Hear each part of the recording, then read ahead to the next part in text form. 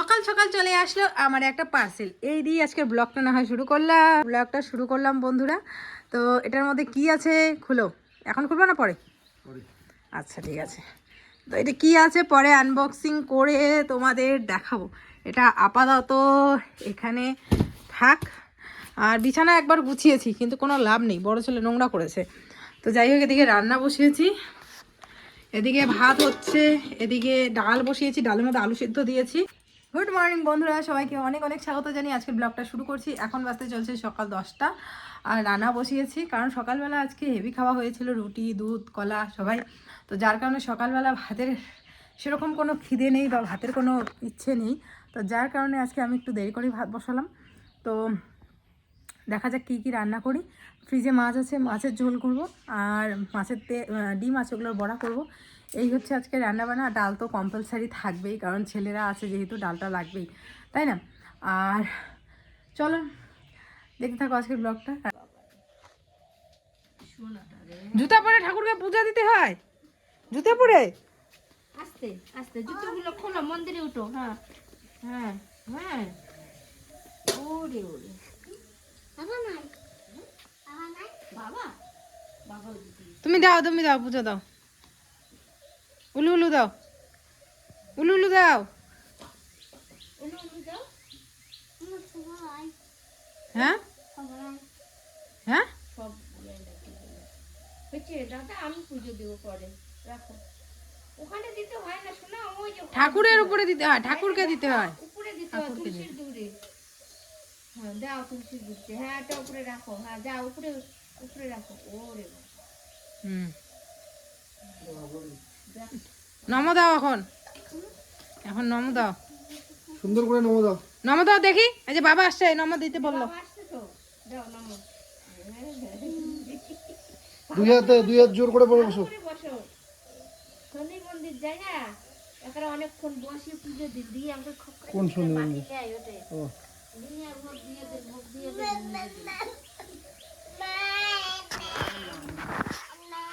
মা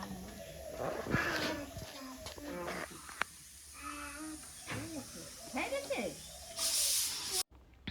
এদিকে রান্না করছি মাছের ঝোল, আর এদিকে হাতটা দেখে বুঝতেই পারছো তোমাদের দাদাভাই এদিকে শেয়ার করছে, কারণ আমি ওইদিকে কাজ করছিলাম, কড়াইটা মারছিলাম। তো গাছ আমাদের ক্ষেত থেকে ধনেপাতা নিয়ে আসলাম, আর এই ধনেপাতাগুলো তোমাদের বলেছিলাম বারবার করেই যে সেরকম গন্ধ নেই। ওই যে কি ধনেপাতা বলে এটাকে, হাইব্রিড ধনেপাতা, সেরকম গন্ধ নেই। দেশি ধনেপাতার যে গন্ধ সেটা নেই। তবুও মাছের ঝোলে একটুখানি ধনেপাতা না দিলে ভাল লাগে না। আর শীতের দিনে স্পেশালি বলবো, প্রত্যেকটা সবজির মধ্যে মনে হয় একটু ধনেপাতা দেই গন্ধর জন্য। তো যাই হোক, তবুও দিয়ে দিলাম। আর এই হচ্ছে মাছ, এগুলো কি রুই মাছ নিয়ে আসছিলো হয়তোবা। তো রুই মাছের ঝোল করেছি, আর পুচকুর জন্য মাছ একটা পেটি আমি ভাজা রেখে দিয়েছি, কারণ ও তো ভাজা খায়, তো সেই জন্য ওর জন্য ভাজা রেখেছি। আর আমাদেরগুলো ঝোলে দিয়েছি 3 পিস, আর বাকি পুচকুর জন্য ভাজা রেখেছি। আর মাছের ডিমের বড়া করেছি, শাক করেছি। এই হচ্ছে আজকে রান্না।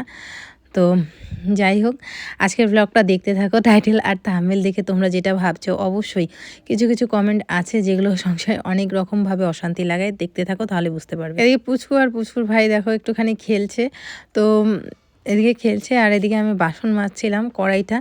আর এদিকে মা অনেকক্ষণ ধরে ওকে ঘুরিয়ে ঠুরিয়ে নিয়ে আসলো।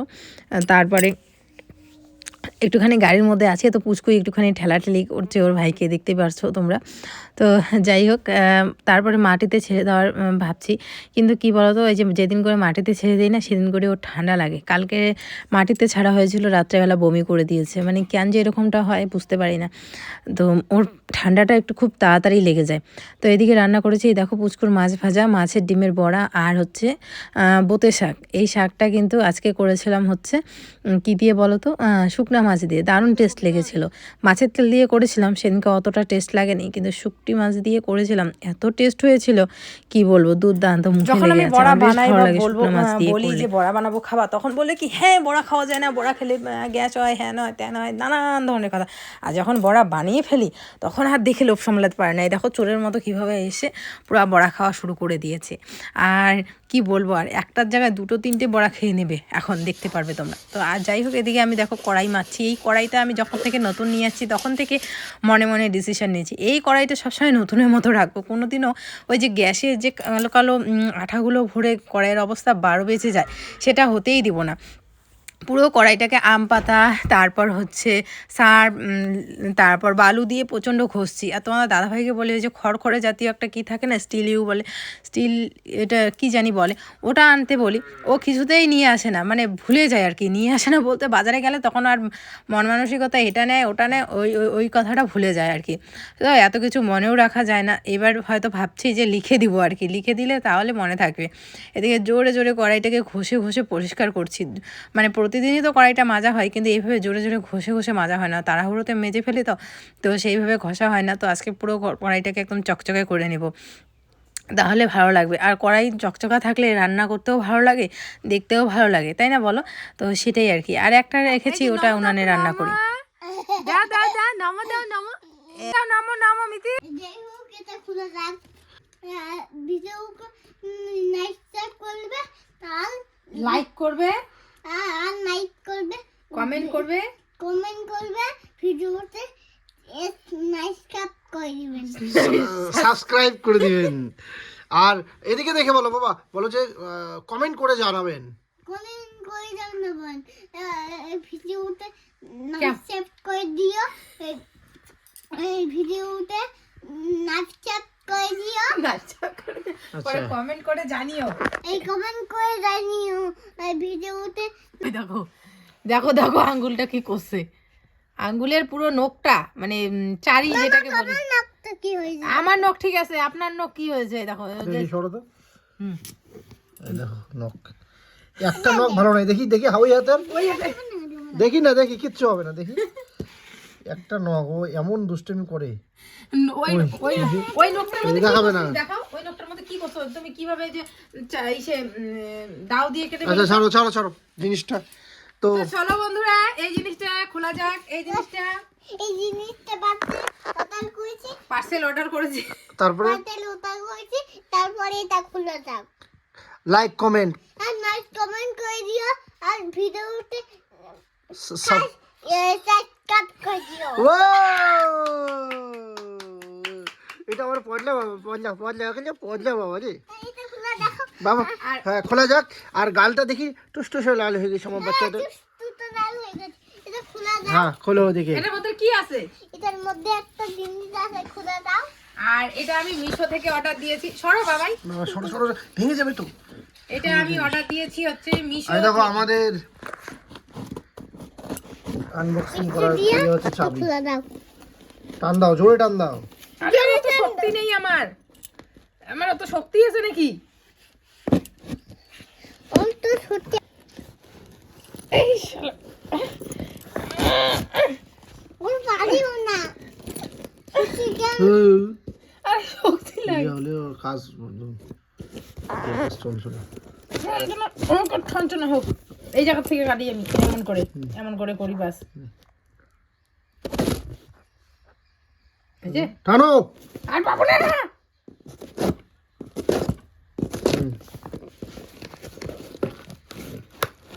খুলে দাও। এদিকে আছে আরো। খুলো, এটা খুলে দাও।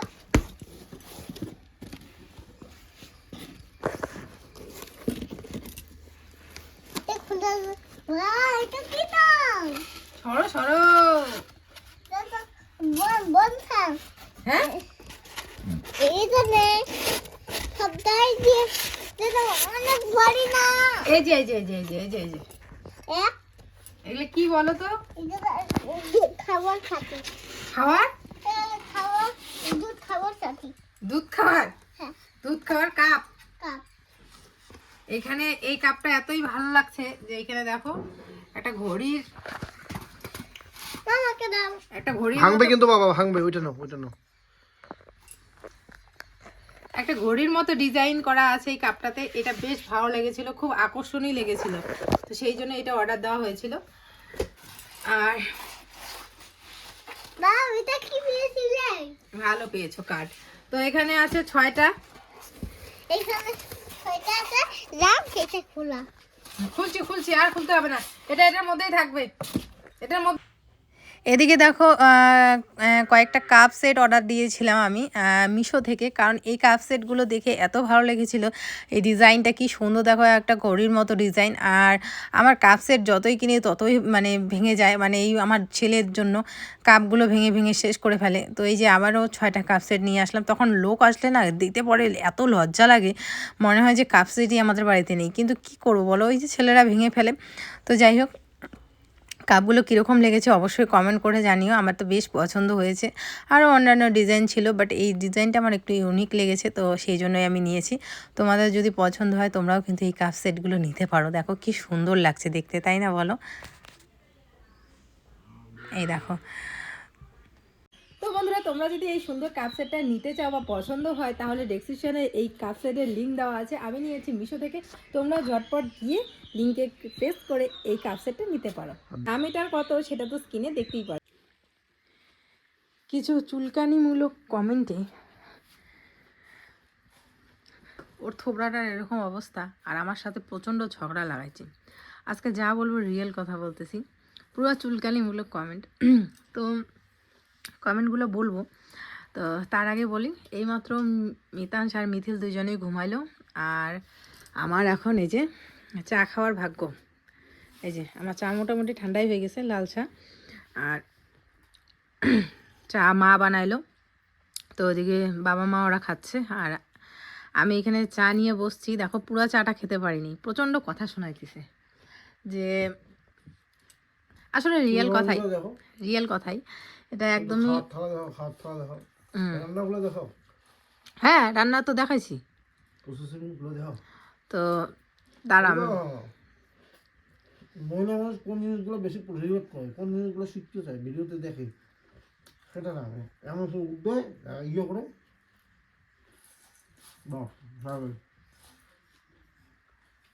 আসলে সারাদিনে আমি মোবাইল ধরার মতো সময় পাইনি, আর সময় পাইও না যে আমি কমেন্টগুলো দেখবো বা রিপ্লাই দেবো। আর রিপ্লাই তো এখন দেওয়াই হয় না সেভাবে, ওই হার্ট দেওয়া হয়। সবার কমেন্ট দেখি মাঝে মাঝে, ওই যখন রাত্রেবেলা বাচ্চা কাচ্চা যখন ঘুমিয়ে পড়ে তখন দেখি, তখন রিপ্লাই দেই আর কি। বা অনেক সময় অনেক কমেন্টের রিপ্লাই এই ভিডিওর মাধ্যমেও দেই, যেরকম আজকে একটা কথা বলছি। আবার অনেক সময় কমেন্টের মধ্যেও দেই। তো যাই হোক, যেই কথাটা আজকে বলবো, যে আজকের কমেন্টে নাকি অনেকেই বলেছে যে তোমার মুখটাই দেখতে ইচ্ছা করে না, এরকম ধরনের কমেন্ট, যে তোমার ভিডিও এখন অনেক বোরিং লাগে, ভালো লাগে না তোমার ভিডিও, ব্লগ ভিডিওগুলো অনেক বোরিং লাগে। তারপর হচ্ছে তোমার মুখ দেখতে আর ইচ্ছা করছে না, প্রচণ্ড একঘেয়েমি লাগছে ভিডিওগুলো। তো অবশ্যই তোমাদের একঘেয়েমি লাগবে, কারণ আমি সেই রকমভাবেই ব্লগ করছি। আমি কোনো নিত্য নতুন জিনিস আমি তোমাদের সাথে শেয়ার করতে পারছি না। অনেক ব্লগাররা যেরকম করে নিত্য নতুন জিনিস শেয়ার করা, বা কোথাও ঘুরতে যাওয়া বলো, বা বাজার করে নিয়ে আসা দেখানো, বা বাড়িতেই অনেক ব্লগে অনেক সুন্দর করে জিনিসটা ফুটিয়ে তোলা, আমি পারছি না এই মুহূর্তে। আমি সেই জিনিসগুলো আমি তোমাদের মানে তুলে ধরতে পারছিলাম না। আগে 2 বছর আগে যেরকম আমি ব্লগ করতাম, এখন 2 বছর পরে আগের ব্লগগুলো দেখলে এখন মনে হয় যে আমি ব্লগের মধ্যে হয়তো বা 100% দিচ্ছি না, কিন্তু না, আমি 100% দিয়ে চেষ্টা করি ব্লগগুলো করার। কিন্তু আমি যে সিচুয়েশনটাতে আছি, বা আমি যে জিনিসগুলো মানে ফেস করতেছি ক্যামেরার ওপারে থেকে, সেই জিনিসগুলো বুঝতে তোমরা পারবে না।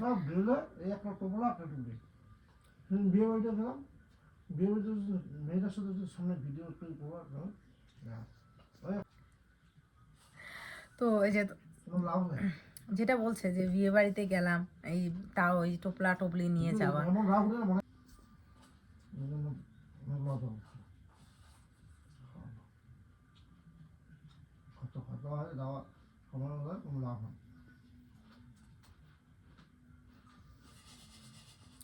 তো এই হচ্ছে তো। কেন আসতেছে না? আমি তো আসতে চাই, কি বলতেছো? তাহলে এখানে একটা বড় লাইট লাগাও। বড় লাইট লাগাইতে পারো না? তাহলে লাগাও। সবসময় খালি আমার উপরে ডিপ্রেশন মানে প্রেশার ক্রিয়েট করলে হবে নাকি সব কিছুতে?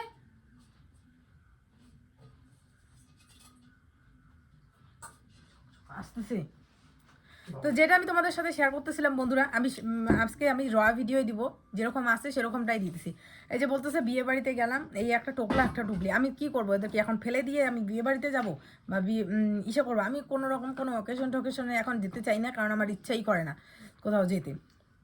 তো যেটা আমি বলছিলাম যে এরকম করে কমেন্ট আসছে, তো দেখো যেটা আমি রিয়াল আমি সেগুলোই শেয়ার করি। এখন আমি ফেক জিনিস আমি শেয়ার করতে পারবো না, বা আর আমার কাছে এখানে কোনো হেল্পিং হ্যান্ড নেই যে আমি হেল্পিং হ্যান্ডের হাতে আমার বাচ্চার হাগা মোতা একদম যেগুলো কথা বলতেছি আমি মন থেকে বলতেছি, যে আমার পেচ্ছাপ পায়খানা থেকে শুরু করে বাচ্চাকে টাইম টু টাইম খাওয়ানো, যে আমার বাচ্চাকে টাইম টু টাইম খাওয়াবে, আমার বাচ্চা পেচ্ছাপ করলেও আমার চিন্তা নেই, আমার বাচ্চা হাগু করলেও আমার চিন্তা নেই, আমার বাচ্চার কোনো ধরনের চিন্তা নেই।